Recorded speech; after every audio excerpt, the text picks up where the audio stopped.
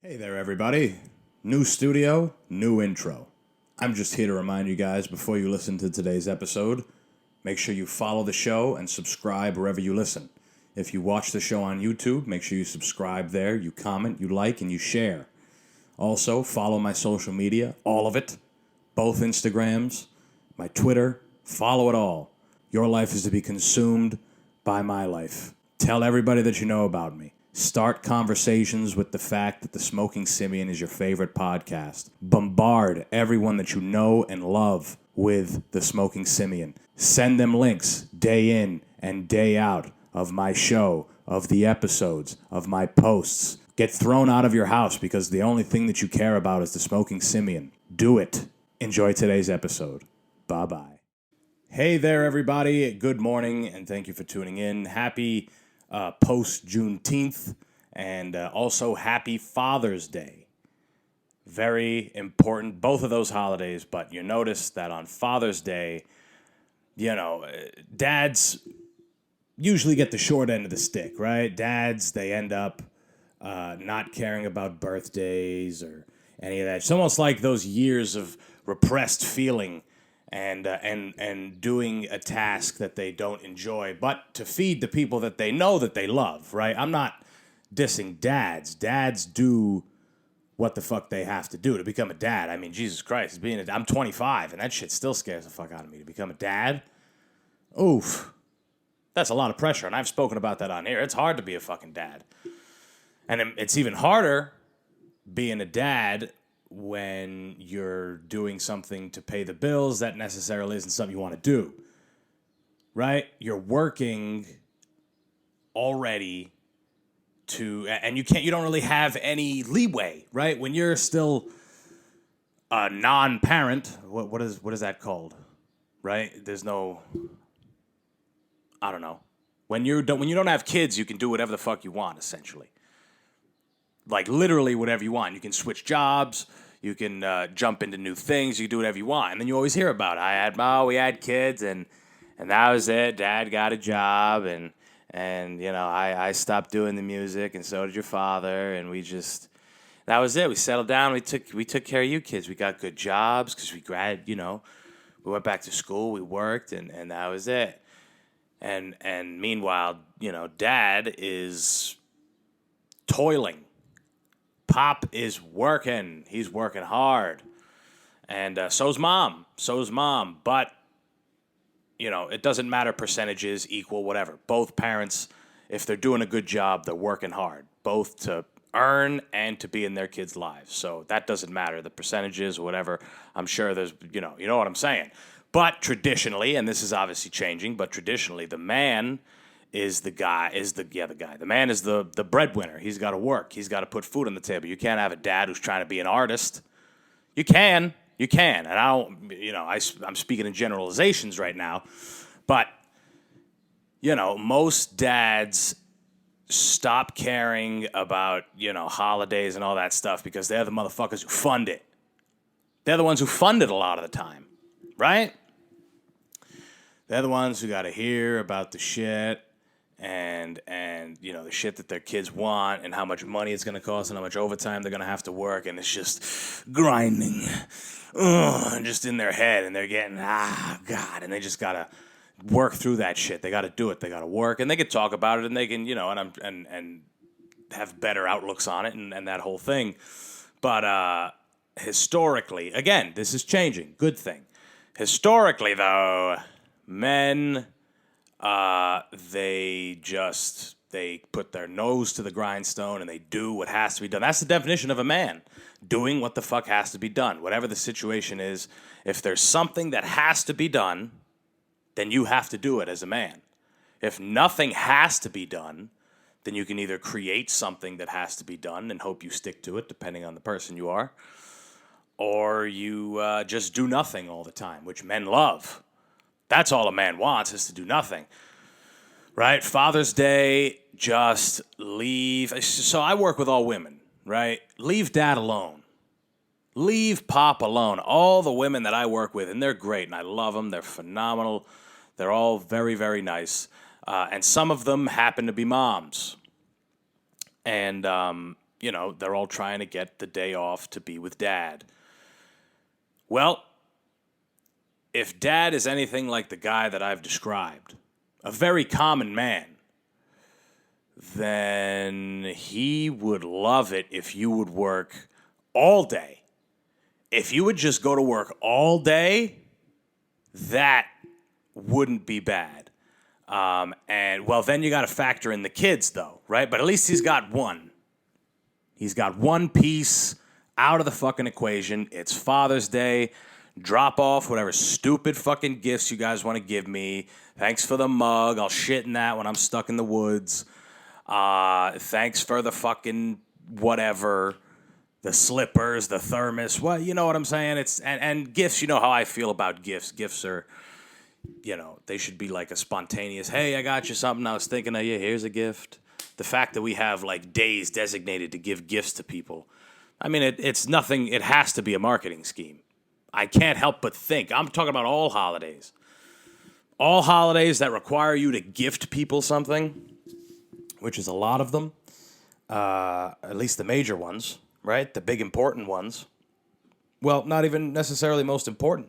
I would argue that Juneteenth is far more important of a day of recognition than just being a father. Anyone can be a father. Like, to be or maybe the terminology is anyone can be a dad, and maybe not everyone can be a father. Maybe that's but again, they're just fucking words. Anyone can be a dad, but not anyone can be a good dad. How about that? That makes the most sense. So there's plenty of dads walking around here. Do they get praised on Father's Day? I'm sure that some of them try to work that angle. I would. Shit. I got a kid. Yeah. Lives in Albuquerque. I don't know him, but I got a kid. What's the special today? I got a picture with him. Look, this is me holding him. This is the last time I saw him. He was 2 months old.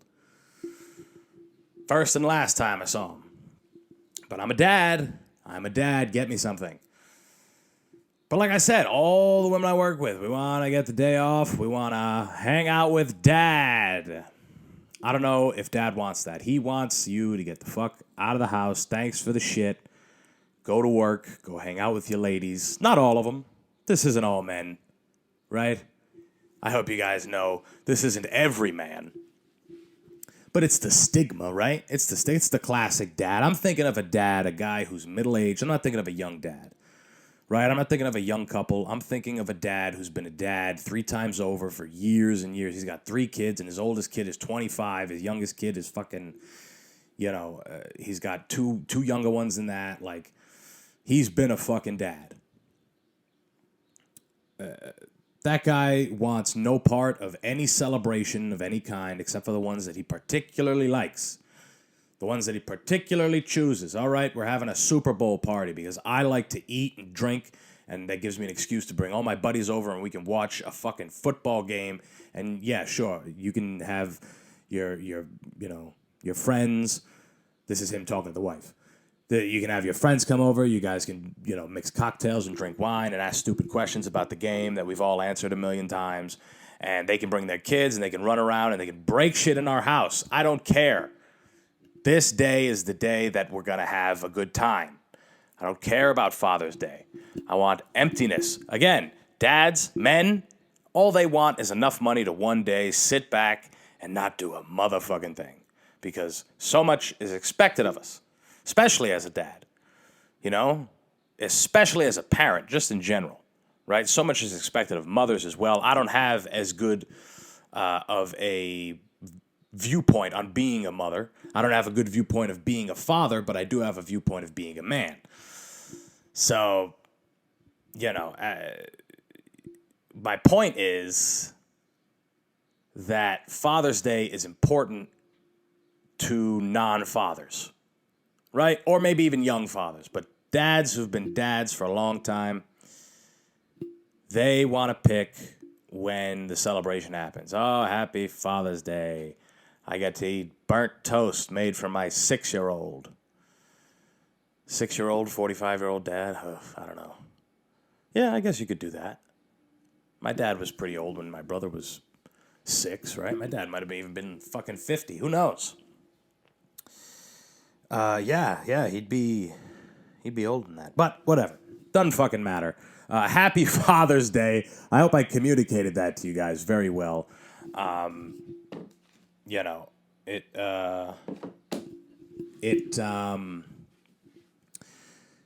just goes to show that you can get a lot of people to buy a lot of things for a more or less menial achievement, right?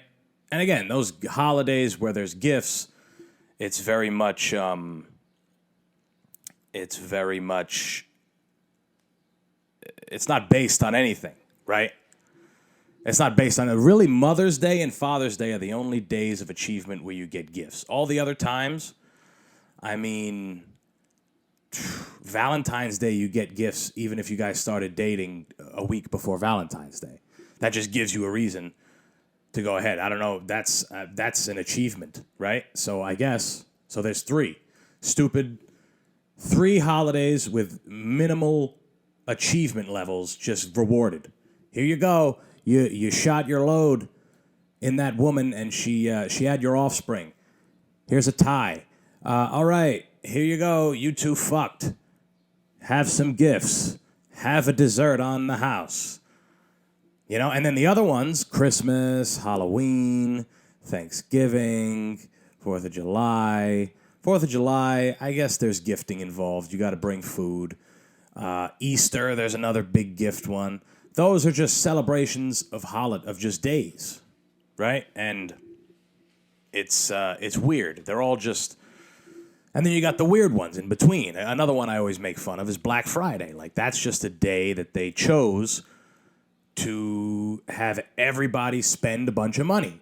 How is that any different from some of these other holidays? I guess some of them are religious, right? They're religious holidays, and that makes a difference, tradition and the whole thing. That's where holidays stem from, tradition. Enough people believe in the shit. Black Friday, Cyber Monday, you know, New Year's Eve. There's just marketing behind all this shit. I can't help but believe it. You know, just in the entire world, because the whole world celebrates, well, a lot of the world celebrates New Year's, but I don't think there's one holiday in the world, now that I think of it, that is celebrated by everybody at the exact same time. I don't think that happens. You know, it's where the fuck you come from. Strange. In other news, Tim White is dead. How about that? Tim White. I bet you guys are listening to me right now and you're saying, who in the sweet fuck is Tim White? Who's Tim White? Well, let me tell you guys about Tim White. I remember watching Tim White on TV as a young boy. As a young man, Tim White was on WWE. But he wasn't a wrestler. This man, Mr. Tim White, was a referee. Actually, before that, he was a cameraman turned referee. But by the time I was watching the WWE, he was starting to phase out. He was starting to phase out as a referee, I mean. It seemed like it was time to make a change. Make a change for his life, for his legacy, and really be a part of something that he loved, which was the WWE. This is just an assumption. I didn't know the fucking guy. But it seemed like he was a long-time employee of the World Wrestling Entertainment Corporation, whatever the fuck it is. Which is what I'm talking about, if you didn't know. The hardcore fans will know what I'm talking about. But Tim White was a referee, and right around the time I was watching, he was phasing away from that. And he was actually becoming a character. He would referee, if I remember correctly, he would referee here and there, and people would remember him. And he would even wear his referee shirts when he would do his character. And all it was I remember the first time they reintroduced Tim White. And he was working in a bar. It was in Providence, Rhode Island. My hometown. He was working in a bar. I'm forgetting the name. It was like the Tap House or the Tap Room. And he was working, and they went in and they filmed him, and they said, "Wow, you're Tim White. You used to be a ref in the WWE. We remember you." Something along those lines. And he would look at them and he wouldn't say anything. He didn't say anything. He didn't say anything, guys. He walked away and he attempted to kill himself. Off screen, of course. He put a shotgun in his mouth and blood went everywhere and people screamed. Or, it was something like that. I don't remember exactly what he did in that little skit there. A nice one, I might add. But Tim White this is how they reintroduced him as a character in the UFC, in the WWE. Again, just to reiterate, went into a small tap house. He was behind the bar working. The idea was that he was a retired referee. People said, hey, we remember you. He walked off, put a gun in his mouth, and blew his fucking head off. That was what the WWE was working with in those days. And that's where a young man like me first got the true sense of entertainment and performanceship. You know? I think that might be one of the earliest times where I remember saying, hey, that guy is willing to do whatever it takes to entertain and be a man of the stage and a man of the people. Now, he went on to do many of these skits because poor Tim White had a problem. He couldn't kill himself. Every week he would return with a new injury, showing injury, recovering, right? Like maybe he, after he blew his head off or he put a gun to his head, he probably showed up with a bandage wrapped around his head. It was, like that. And they're like, oh, and he's in the back. And they'd be like, Tim White, wow, man, how you been? A wrestler or something. And he'd go, yeah. He'd say a couple words and he'd have like a real grizzled, sad look on his face. And he'd have a beard, a gray beard. And he'd be like, yeah, He'd say something, and then he'd walk off. And I remember there was a big wind, like a big fan, one of those real big industrial fans that they use on like a construction site, real big, and it was just in the back, and there was no grate on it. And he stuck his head in it. He stuck his fucking head in it, dude. I'm pretty sure they had him jumping off a bridge. All these images were popping into my mind when I found out that the great Tim White has actually passed. I don't know if he killed himself. That would be pretty fucking ironic. I feel like he would have to do that. Like, I'm not sure how he died. I don't know if they know how he died right now. As I found this out, but I couldn't believe it. I couldn't believe it because, like I said, guys, when I was a kid, I wasn't watching. Everybody else was watching. My family turned me loose on whatever the fuck they want. There were some things I wasn't allowed to watch, whatever. But for the most part, my dad was like, anytime my mom would say, no, maybe you shouldn't watch this. Be like, come on, it's fine, I'm watching it. Go ahead, we're watching Law and Order. I remember this one episode, and you guys might remember it. I don't know if it might have been SVU. But it was an episode where they caught this notorious cult leader and child molester. And they went into a room, and there was a bunch of dead little kids.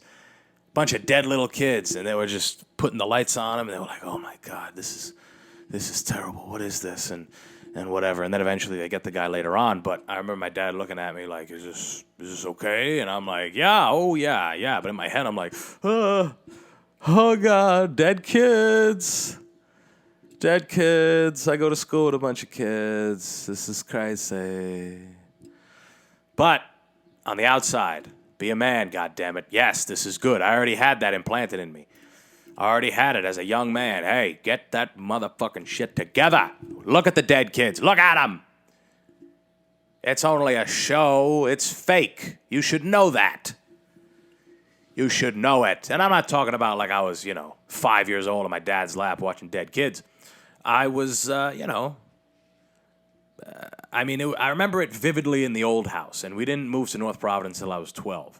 So when we lived in Providence, I was under 12 watching shit like that, watching a guy kill himself on TV for fun. A bunch of kids. All my boys, if they're listening to this, the ones that watch WWE, they're going to remember who the fuck that guy is after I said it. I know I drug it out a little bit, but they'll know who the fuck I'm talking about. Tim White, the man. But when I was a kid, guys, I was not watching superheroes, and I wasn't watching Spider-Man and Survivor, and we watched Hell's Kitchen. Hell's Kitchen was just civil enough for us to watch as a family. We would all watch it as a family. We'd watch an Englishman demoralize and scream at a bunch of professionals who up until this point thought they knew what they were doing as chefs. And for some of them, it was probably a game changer, a reality changer. And for some of them, it was like, Jesus, I mean, I'm a pretty good chef, and this guy's fucking on me real bad. And it was just, that was one that we could watch together. But we weren't watching, Family Feud or now that we're reminiscing, we'd watch Are You Smarter Than a Fifth Grader? Another show where they demoralize people who, with lower IQs, which is good. That's good. I mean, that's what we want. We want to know that a decent representation of our adults are dumber than a fair representation of our youths. I mean, they would usually have 3 fifth graders on there, and they would always be different. And then they'd have one contestant. I mean, how many episodes? That's a fair sample size, right? That's a fair sample size. Let's see if we can look it up. Let's see. How many episodes of Are You Smarter?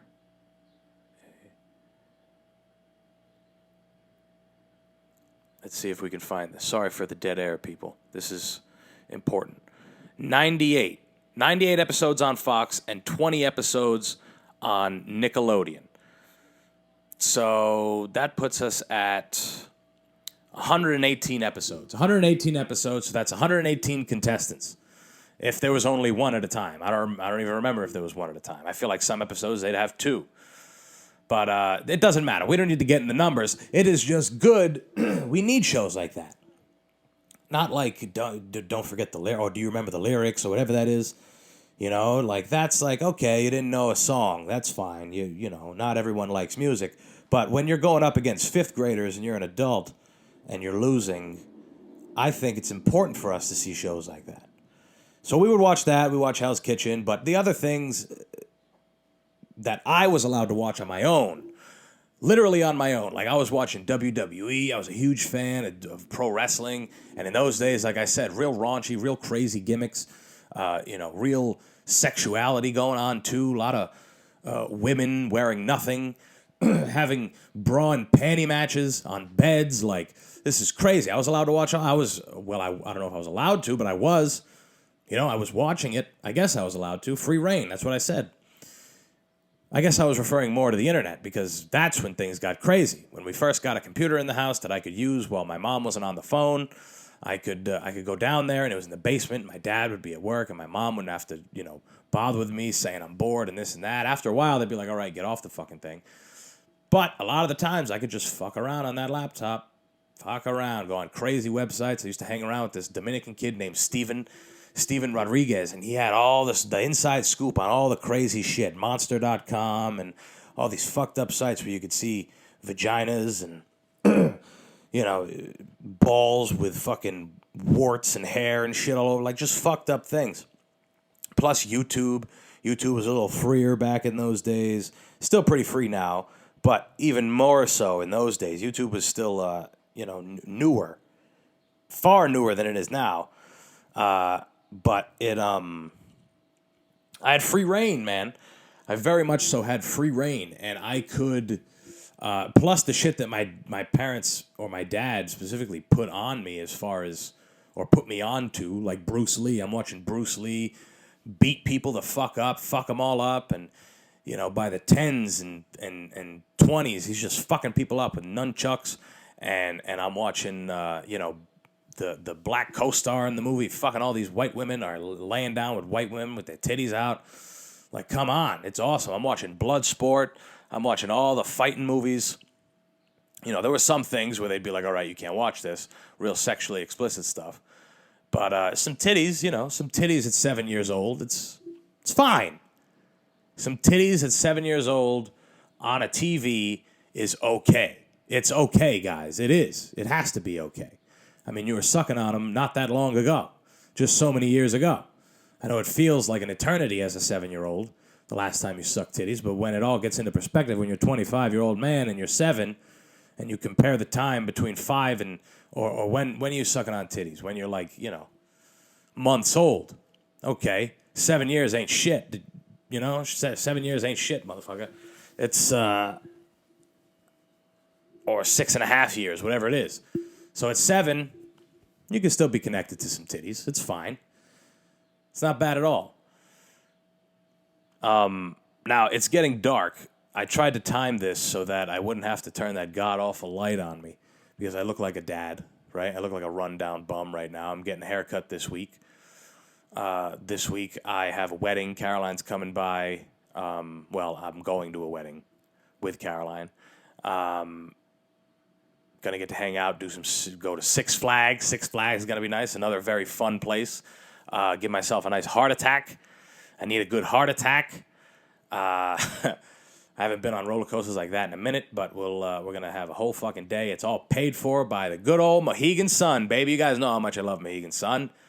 Thank God, the last of the Mohegans are gone, and they left with them free tickets, a free all-day fucking extravaganza at Six Flags. I got free tickets, 2 of them, and then I got free parking and free food.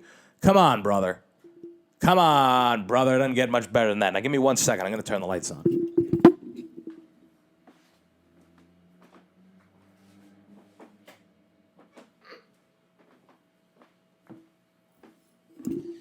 Ha ha. I hope you don't think, or you didn't think I was going to edit that out. That moment of silence of me just getting up and turning the light on. I hope you did something with that time. But I think it's about time I give a call to basically a member of the show, a co-host of the show. We're gonna see. I'm gonna give him a call. You guys are gonna know who it is. Let's see. Let's hope this sounds terrible on the. What's happening? Nothing much, brother. Nothing much. Happy Father's Day. Happy Father's Day to you too, brother. How's your Father's Day doing? Not bad, not bad. I just got done talking with him. He's doing well. He was talking about the cable bill and other assorted pleasantries. Don't dads love Father's Day? Like, just in general. Well, it is a bullshit holiday invented by companies to sell things. But hey, at least we can get him, like, I don't know, a deal on Uber. That's what I've been seeing. Get your dad, like, food delivered for Father's Day. Imagine being that, son. Yeah, but that would be good because that would give him, like, little to no interaction with anybody. Like, everyone can be out of the house and he can just get the food delivered. Yeah, no human interaction required whatsoever. Just like an autonomous drone sending you, like, cold McDonald's. Yeah. Congratulations, you gave the gift of life.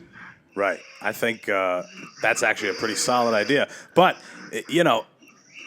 it's weird because Mother's Day, another bullshit day, but way more important, relatively. What do you mean? Like, people hold it in higher regard. Yeah, because everybody loves their mothers, Right.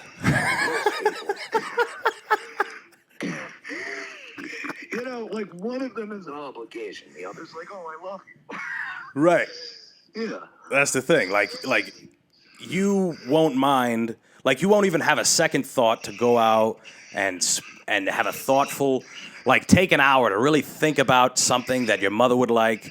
Go and get it for her, and then take her out to dinner. Like, yeah. You wouldn't even think a second about that. But no one wants to take their dad out. Have you ever met somebody who was excited for what they got their father for Father's Day? No, it's always the same shit. Here's a gift card to Lowe's.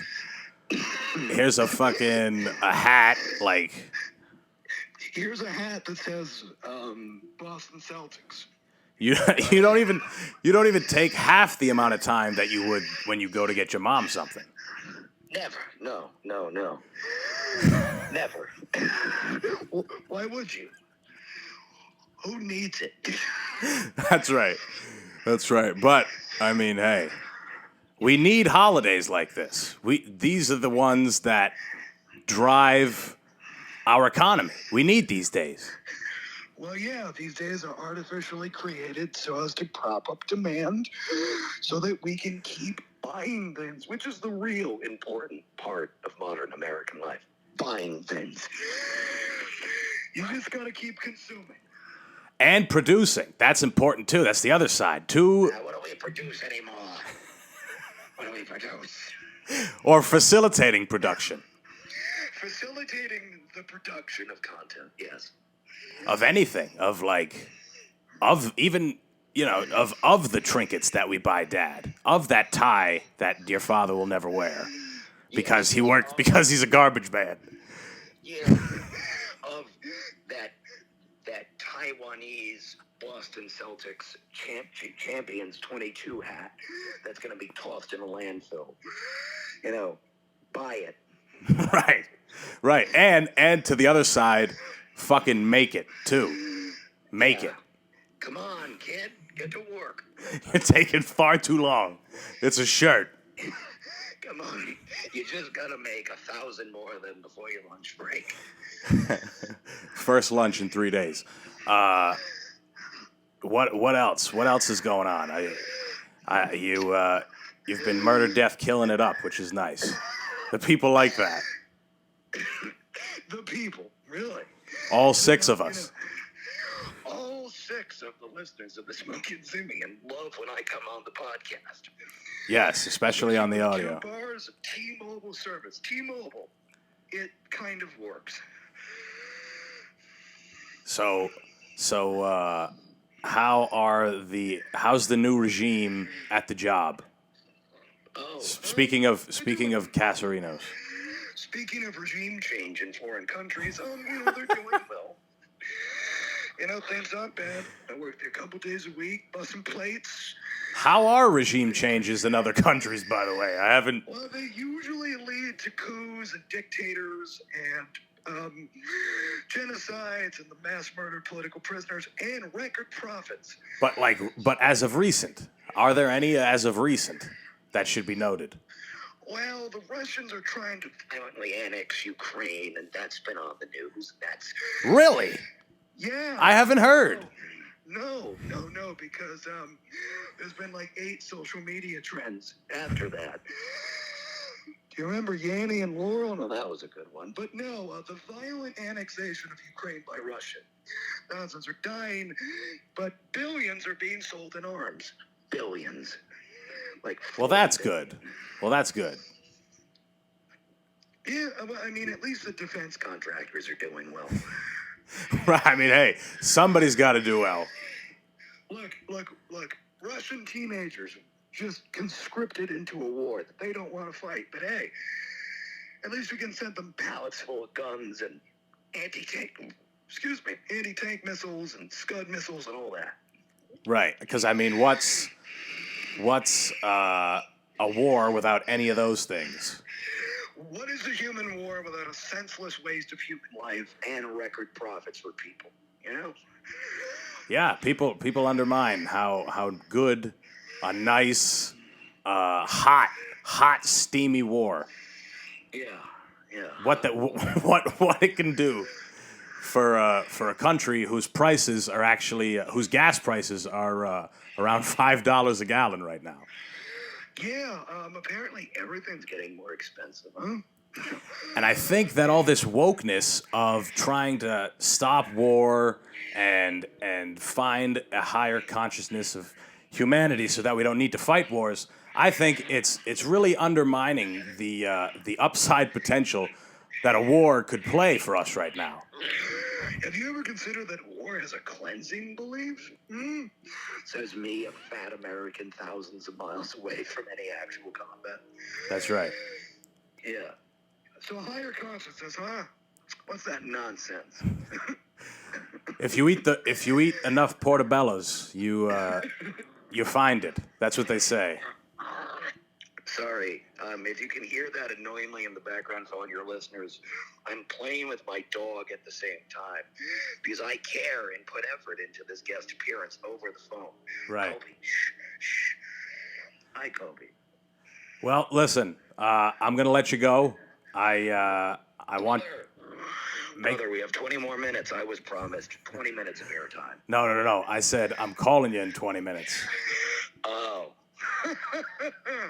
So fuck yourself. Are you to go? Okay. I'll talk to you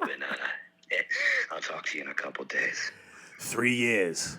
3 years I'll talk to you from now. Look, you're going to send me a text in about 3 months saying, hey, and I will have been just like frozen to death in the wilderness for like 2 weeks, like the dad from Shining. And he'll be like, hey, you wanna go to Hong Kong buffet? And you'll say yes. And my last thoughts will be of all the children that I couldn't have so that they couldn't just buy me a shitty Skyrim t-shirt in 2048. That's right. Honestly, say what you want, but my wife's boyfriend's son is doing great in school this year. Well, maybe he'll get you a Father's Day gift as well. All right. Murder, death, kill, brother. Murder, death, kill. That's right. So long. Oh, that's always nice. You see, that is where the magic comes in. It is when two maniacs. James is, I was telling him this recently, he is my star pupil when it comes to the philosophy of MurderDeathKill-Ism. Something that I have been working on for a while. You could argue since the time I watched Tim White kill himself in my hometown, not far from where I lived. It could have started just then. But MurderDeathKill-Ism, that is what you guys have all subscribed to by listening to this show for as long as you have. That counts for if this is your first episode or if this is your 207th episode, which is what I think this one is. If you've watched them all, you have found out the underlying message of this show as murder, death, kill. Just 3 miserably and horribly negative words that can be said quickly and easily, and to throw an ism on the end of that. MurderDeathKill-Ism. That's what we got. That's the name of today's episode. Now, I'm happy that James brought up Ukraine and Russia and the fun stuff that's going on there that we don't get to hear much about anymore. It's obviously a terrible fucking thing, and but they're not using it against us. And it was like a nice quick pop, right? About a month, people were worried, and then they played out Zelensky, and people were, calling him a fucking phenom, which he I guess is, and they were what's the word I'm looking for? Championing him for his courageousness and his heart and his desire to stay with his people and fight, because he didn't want to look like a soldier he didn't want to look like a coward. He didn't want to be outed as a coward. But once everyone got past all that shit, they were like, all right, what's next? Anything else? COVID's done. Right? World War III bombed COVID. COVID's finished. Now what? And then they decided to come out with monkeypox because COVID showed it kind of shined the spotlight on infectious diseases, more so than any other one in the world. There's always been news outbreaks of infectious diseases, but COVID has done the best. They've done the best, and for good reason. They're one of the best. They did a great job, COVID, that is, doing what the fuck they did. They shut the whole world down. I'm saying they, like COVID. Well, COVID was, arguably made by somebody. Could have been, right? They being the people who made it and then eventually releasing it into the wild. But news outlets have found a new genre of news, and that is diseases. Very often. And I might be talking shit and they may have been doing this for a long time, but when I was younger, I remember every once in a while there'd be talk of, there was the swine flu. That had a good pop, but then once that ran out, there wasn't anything after it. There wasn't much else after it, if I remember correctly. There was the bird flu. Again, came, went. COVID said we got COVID-19, we got Delta, we got Lambda, we got a bunch of things. There's a possibility for more variants, more vaccines, more ways to tell people what to do and to scare them and all this shit. And now, after the COVID is done, right? People don't want to hear about COVID anymore. People have COVID and they live. Everything's fine. Nobody cares about COVID anymore. World War III isn't as imminent as we all thought it was, although there is still a massive problem going on over there in the Eastern Bloc. What do we do now? Monkeypox. They came out with the monkeypox, which is old news by now because people were scared. Real quick pop, keep you a little tense. Monkeypox. But now they have found out very, very recently, they have found out that the smallpox vaccine works for monkeypox. How about that? Now that's got to be a real, a real Debbie Downer for the executives over at the news stations, at the big news stations. They are probably quite upset. They wanted to ride this shit out. They thought they had something here. Monkeypox, the old people are getting nervous. Let's tell them that it affects old people. Let's tell them that. I don't even know if that's what they said, but let's tell them. Let's get at them and say, hey, monkeypox will kill you. And now some bozo, some asshole went out there and experimented and changed medicine and had a legitimate scientific breakthrough, yada, yada, yada. Stuck a motherfucker with a smallpox vaccine and no more monkeypox. Anyone can get a smallpox vaccine. Easy peasy. He found out that and he was like, God damn that motherfucker. I wish I had more money. I'd have him killed. I'd have him killed and have that story spread as hearsay. That's what I would do. I would take him out. But he can't do that. And now we all know. Now we could go ahead and say, wait a second, there's a couple of side effects. Couple of side effects of the smallpox vaccine, especially when you have monkeypox. If you have monkeypox, the side effects are far worse. What are the side effects, Bill? Well, I'm glad you asked there. You lose your feet. That's one of the side effects. You lose your feet. What else? Anything else? Well, you bleed from all of your orifices. That happens too. So be careful. That's what they might throw that in there in a couple months. So we'll be back as the story develops. Turns out smallpox vaccine doesn't do anything. In fact, it creates a cancer if you have monkeypox, and it accelerates it to the fifth degree. What's it called? Fifth stage. The highest stage that the cancer, and it just picks a random one. Sometimes you get lucky and it's only melanoma. Right? Fifth stage melanoma. I don't know if you still die from that, but hey, you might get a roll of the dice and you get that, and you live a little bit longer than the guy who got pancreatic. So watch out. That's what they want. Right? How they must have been like, God damn it. Monkeypox. Son of a bitch. Hey, what can you do? Looks like we won't be hearing much about monkeypox from here on out, unless people start going in greater numbers. So this past weekend was my show at the Industry Room. What a great time I had. Nothing happened. I didn't have a show at the Industry Room. Ha ha. It was a very unnerving day for me. I took the day off on Saturday. Took the day off, took the train, drove from New London to New Haven, about 45 minutes.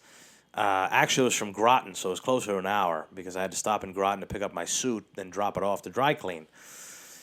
So, an hour to New Haven, I paid to park, and then I got Dunkin' Donuts, paid some money. Now, mind you, again, you guys know how to make money.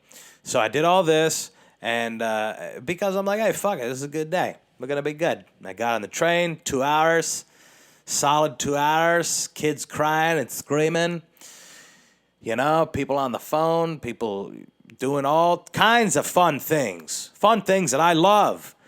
And because I love comedy. And I went all the way to New York, and all I had was I missed my minimum requirement of guests to show up to the show. And it was upsetting because what the fuck, man? What the hell, man? I wanted to do that. So I only had 2 people show up. So by 3 o'clock, which is coincidentally when I got off the train, he said, hey, sorry, you're off. We'll reschedule. We'll do something else, but you're not doing it tonight. Very good. All right, let's do an open mic. So I walked from Grand Central Station an hour all the way to the West Village, which was nice. I don't mind walking in the city. It was lovely. Had a great time. You could smoke dope. I was listening to music. It was good. And I went to the open mic, and I spent money there, too, because it said you had a minimum. And the lady wasn't even enforcing it. The bartender wasn't even enforcing it. She said, you can't, it doesn't matter. You don't have to pay. And I did anyway because I wanted to support. And I got a $10 gin drink, and it was good. And which is cheap in New York, $10. It was happy hour. She wasn't trying to make any money off me at all. She's like, happy hour soon. If you want, you can wait. You can, soon. So that was good. And I wasn't able to do the open mic. Got snubbed from an open mic. So that took the wind out of my sails. Went home with my ass in my hands. I don't know if that's a saying, but it is now. Went home with my ass in my hands. It was an upsetting night. And I wanted to share that with you for one reason or another. Probably because it was the first time that I questioned whether or not I wanted to keep doing comedy. And, of course, the answer is yes. And it is important to recognize when these moments come up in whatever you do. Because we all think it. At some stage, multiple stages, we all think, do I really want to keep doing this shit? Do I really? Because, again, guys, in my mind, this was a big show. Things were riding on it. The possibility of a residency in New York City. Come on, guys. I'm going to go there with my best. And I did. I practiced. I was, for fucking 2.5 weeks, guys, I did nothing but the same shit. And I felt terrible doing it. But I wanted it to be tight. I wanted it to be good. And I was very prepared for the show. And excited. I was excited for it, which is always good. Get up, to go up, do your show, excited. Do whatever the fuck you're doing in an excited manner. But and it didn't happen, guys. It didn't happen. I didn't get my opportunity to do it. And in that moment, you feel like that will be your only opportunity to do it. And it's not true. But it will be your only opportunity to do it if you fucking stop. If you quit. If you listen to that motherfucker that said, this was really hard today. I spent money I didn't want to spend. I went all around. And nobody wanted me. I'm going to quit. You spent the money. You made the trip. You're a year in. What the fuck? If you want to quit now, do it. But just know that time, this is what you go out on. That's the time you go out on. That's what you got to ask yourself. Because when those moments creep in of you wanting to stop doing something, it's usually when it's really bad. It's usually when it's really bad. Not always, but it's usually when things are bad, when something bad happened. And you got to ask yourself, have I had enough? Do I want to go out on this bad note? This is where I stop. It was bad this time. Had a bunch of other good times, but it was very bad this time. It had an impact on me. This is where I'm going to go out. I don't know. And I'm sure everyone has a breaking point. But Saturday was not mine. And that's good. That's a good thing. Very good thing. And I'm going to refrain from being preachy for the last 10 minutes of this fucking episode. And I just wanted to share that with you guys. A moment. How about that? A moment for you motherfuckers. Another fun story. McDonald's being sued. McDonald's being sued by France. The entire country of France for tax evasion and will pay $1.3 billion United States dollars. Pretty good. That is pretty good. But here's the thing. 2 other companies have also paid out money in similar cases. Google and Airbus. Google paid out $1 billion, and Airbus paid out $2.2 billion. So France is up almost $5 billion off of these cases. And I'm just happy knowing that these companies have that money to do that with. I am. I'm happy because that means that we're giving them a lot of hours. We're giving them a lot of our money, which is nice because that keeps things flowing, guys. We need things flowing.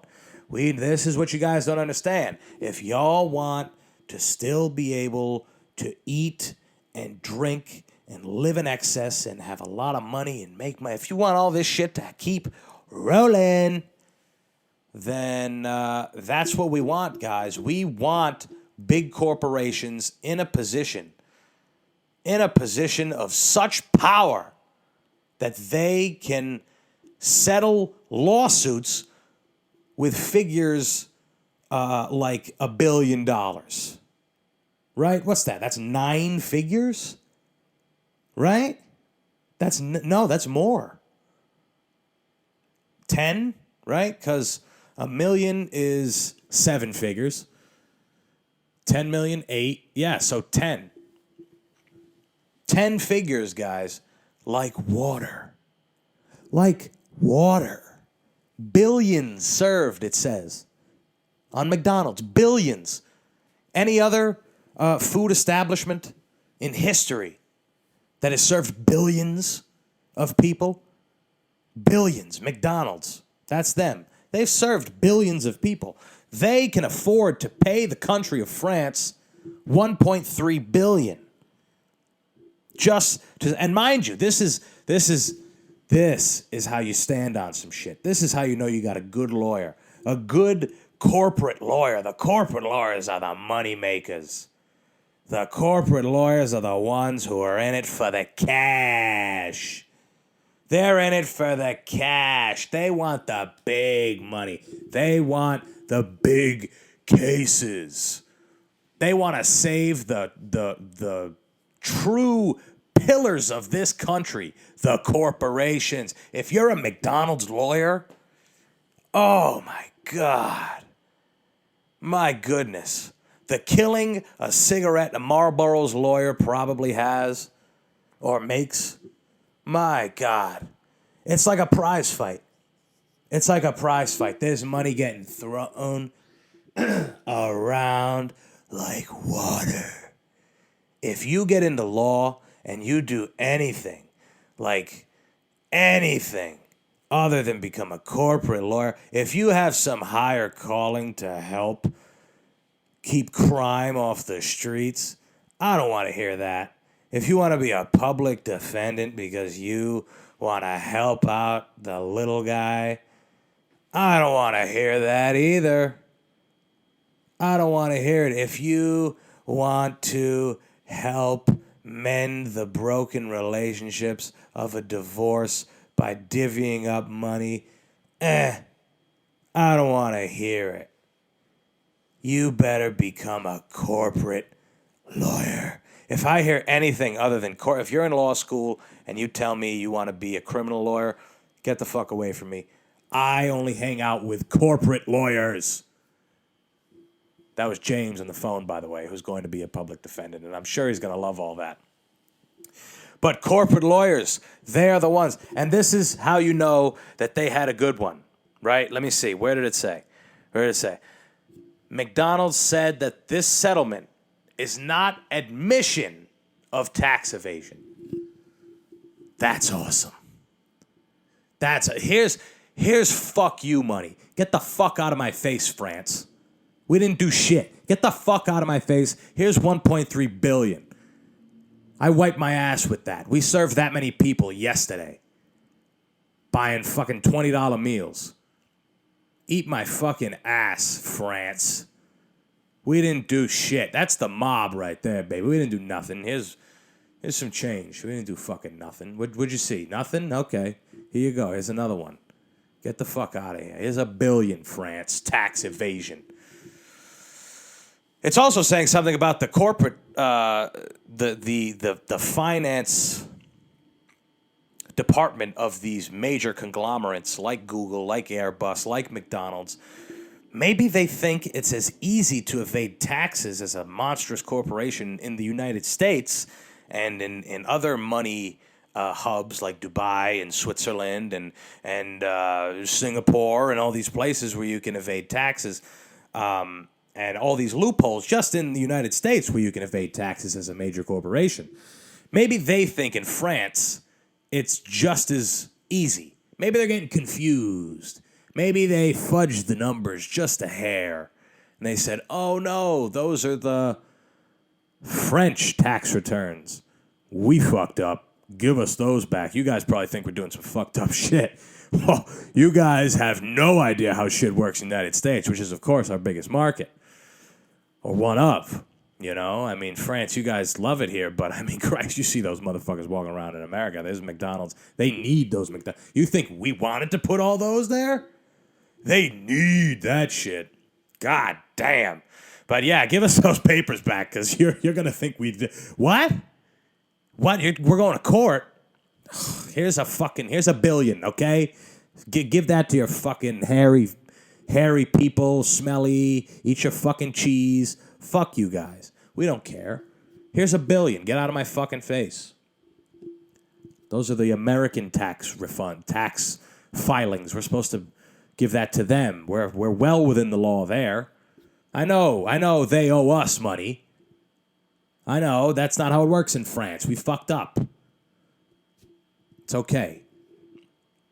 But anyway, guys, very fun. It also seems like France is scamming them back a little bit. We can make a quick billion on these guys. I don't know. Who gives a fuck? Murder, Death, Kill. That's what we're rolling with, guys. That's the show. That's the phrase. Murder, Death, Kill-Ism. We'll get T-shirts. We'll do the whole fucking bid. Dates, I got nothing. And if I do, they'll get canceled, which is good. But it'll only be after I've taken a day out of work and actually lost money going. Not just spent, but lost out on potential earning money. Though that I'll make sure to invite you all to that. Portland, Maine Comedy Fest, end of July. That'll be fun. Maybe another one, possibly later on down the road. That's it, motherfuckers. We're done. I'll talk to you on Thursday with, as long as things don't go wrong. This is me jinxing it and things will go wrong. Thursday we'll have a guest. Not in person, not yet. Can't convince anybody to drive an hour to this fucking dump that I live in. But soon enough we will. And if not, who gives a fuck? Who cares? That's it, guys. Have a lovely Monday and a lovely week. Peace. Hey, I'm back to reiterate all the stuff that I said at the top of the show. Follow and subscribe. Bye-bye.